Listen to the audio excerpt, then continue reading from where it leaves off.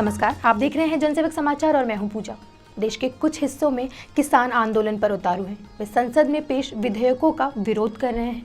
हालांकि सरकार इसे किसानों के हित में बता रही है। इस बीच मोदी सरकार के एक मंत्री के इस्तीफे ने मामले को पेचीदा बना दिया है। पंजाब से लेकर महाराष्ट्र तक किसान आंदोलन राजनीति का शिकार नजर आ रहा है।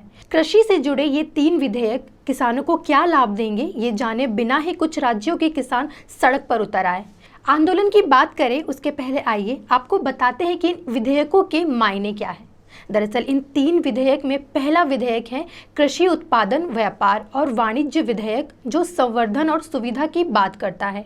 दूसरा है मूल्य आश्वासन पर किसान समझौता और कृषि सेवा विधेयक, जो बंदोबस्ती और सुरक्षा प्रदान करता है। और तीसरा विधेयक है आवश्यक वस्तु संशोधन बिल।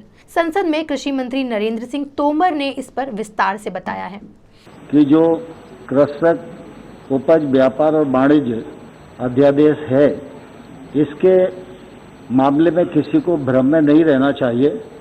यह अध्यादेश एक तौर से कृषि के क्षेत्र में आज़ादी उपलब्ध कराने वाला है। अभी तक हम समझते थे कि किसान अपने उत्पाद के लिए मंडी की जंजीरों से बंधा हुआ था। इस अध्यादेश के माध्यम से उसको पूरी स्वतंत्रता मिलेगी। यह जो विधेयक आज जिस पर हम चर्चा करेंगे, इस विधेयक से एपीएमसी जो राज्य का एक्ट है, उस एक्ट का किसी भी प्रकार से अतिक्रमण नहीं होता है। एपीएमसी राज्य में रहेगी, लेकिन एपीएमसी की परिधि के बाहर जो एरिया है उसमें अंतर्राज्यीय ट्रेड हो सकेगा। और इस विधेयक के बनने के बाद किसान अपने खेत से, अपने घर से और बाकी सभी स्थानों से वह ट्रेड कर सकने के लिए स्वतंत्र होगा। इन विधेयकों के नाम पर किसानों को बुरी तरह डरा दिया गया है, जबकि हकीकत क्या है ये हम आपको बताते हैं। पहले विधेयक के तहत किसान मनचाही जगह पर फसल बेच सकते हैं, बिना किसी रुकावट के दूसरे राज्यों में भी कारोबार कर सकते हैं। एपीएमसी के दायरे से बाहर भी खरीद बिक्री संभव होगी। ऑनलाइन बिक्री इलेक्ट्रॉनिक ट्रेडिंग से होगी, जिससे मार्केटिंग लागत बचेगी और बेहतर दाम मिलेंगे। यही नहीं, फसल की बिक्री पर कोई टैक्स भी नहीं लगेगा। दूसरे विधेयक के तहत राष्ट्रीय स्तर पर कॉन्ट्रैक्ट फार्मिंग की व्यवस्था बनेगी। रिस्क किसानों का नहीं, एग्रीमेंट करने वालों पर होगा। किसान कंपनियों को अपनी कीमत पर फसल बेचेंगे। किसानों की आय बढ़ेगी और बिचौलिया राज खत्म होगा। यही नहीं, तय समय सीमा में विवाद निपटारे की व्यवस्था भी होगी।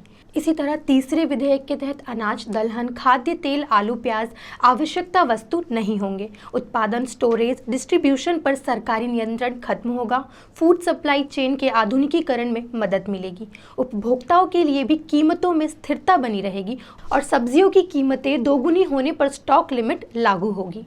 आइए अब आपको बताते हैं विशेषज्ञों की बात। नीति आयोग के उपाध्यक्ष राजीव कुमार विधेयकों के पारित होने का स्वागत करते हैं। उनके अनुसार ये विधेयक किसानों को सशक्त बनाएंगे और कृषि के भविष्य पर इनका व्यापक प्रभाव पड़ेगा। दरअसल सालों से चली आ रही बिचौलिया प्रथा और इंस्पेक्टर राज को ये विधेयक खत्म करते हैं। बस यही बात एक संगठित गिरोह को रास नहीं आ रही है और किसानों को भड़का कर वे अपनी राजनीति कर रहे हैं। इसका शिकार पंजाब से शिरोमणि अकाली दल से केंद्र में मंत्री हरसिमरत कौर भी हो गई और उन्होंने इस्तीफा भी दे दिया। इधर मोदी ने उनका इस्तीफा मंजूर करवा कर अपना इरादा स्पष्ट कर दिया है। कुल मिलाकर कृषि विधेयकों को लेकर मोदी सरकार अटल है। इस बुलेटिन में फिलहाल इतना ही। बाकी देश और दुनिया की खबरें जानने के लिए देखते रहिए जनसेवक समाचार। धन्यवाद।